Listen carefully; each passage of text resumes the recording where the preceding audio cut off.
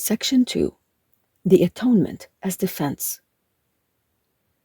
You can do anything I ask. I have asked you to perform miracles, and have made it clear that miracles are natural, corrective, healing, and universal. There is nothing they cannot do, but they cannot be performed in the spirit of doubt or fear. When you are afraid of anything, you are acknowledging its power to hurt you. Remember that where your heart is, there is your treasure also. You believe in what you value. If you are afraid, you are valuing wrongly. Your understanding will then inevitably value wrongly, and by endowing all thoughts with equal power, will inevitably destroy peace.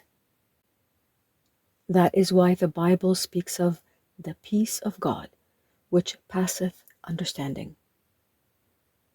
This peace is totally incapable of being shaken by errors of any kind.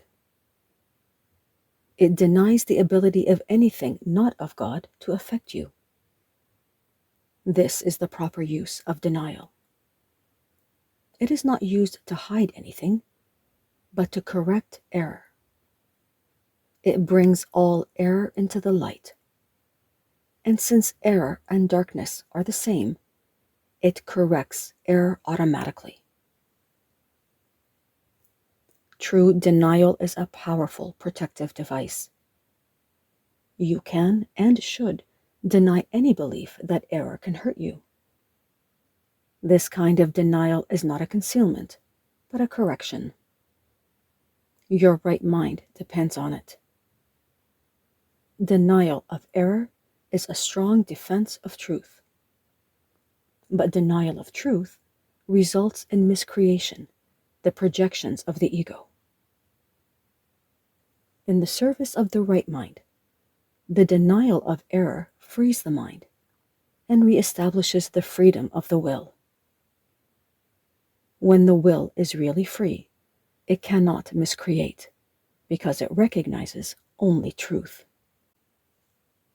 You can defend truth as well as error. The means are easier to understand after the value of the goal is firmly established. It is a question of what it is for. Everyone defends his treasure, and will do so automatically. The real questions are, what do you treasure, and how much do you treasure it? Once you have learned to consider these questions, and to bring them into all your actions, you will have little difficulty in clarifying the means. The means are available whenever you ask. You can, however, save time if you do not protract this step unduly. The correct focus will shorten it immeasurably. The atonement is the only defense that cannot be used destructively, because it is not a device you made. The atonement principle was in effect long before the atonement began. The principle was love, and the atonement was an act of love. Acts were not necessary before the separation, because belief in space and time did not exist. It was only after the separation that the atonement and the conditions necessary for its fulfillment were planned. Then a defense so splendid was needed that it could not be misused, although it could be refused. Refusal could not, however, turn it into a weapon of attack, which is the inherent characteristic of other defenses. The atonement thus becomes the only defense that is not a two-edged sword. It can only heal.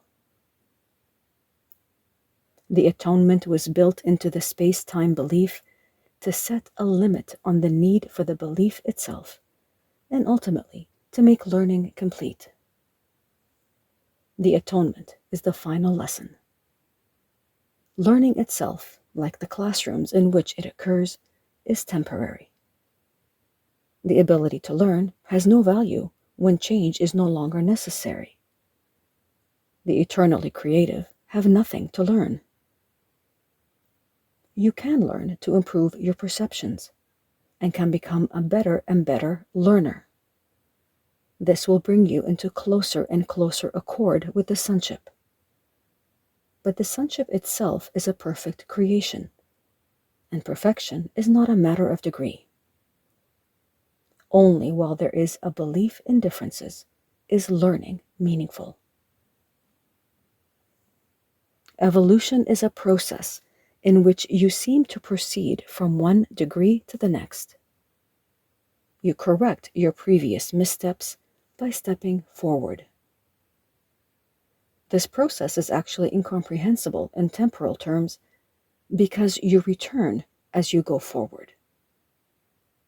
The atonement is the device by which you can free yourself from the past as you go ahead.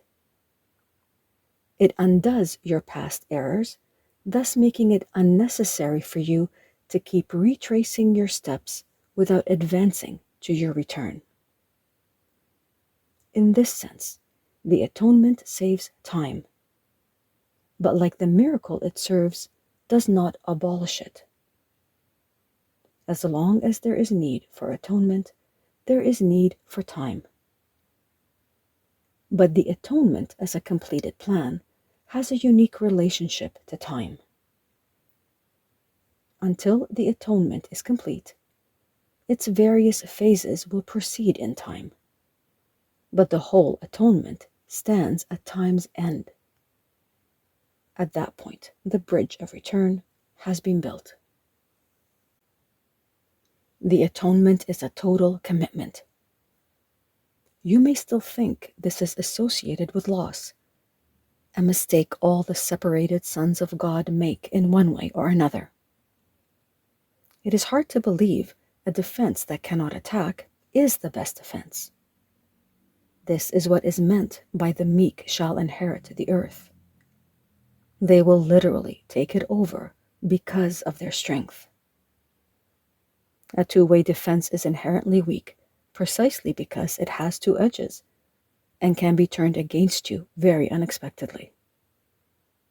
This possibility cannot be controlled except by miracles. The miracle turns the defense of atonement to your real protection.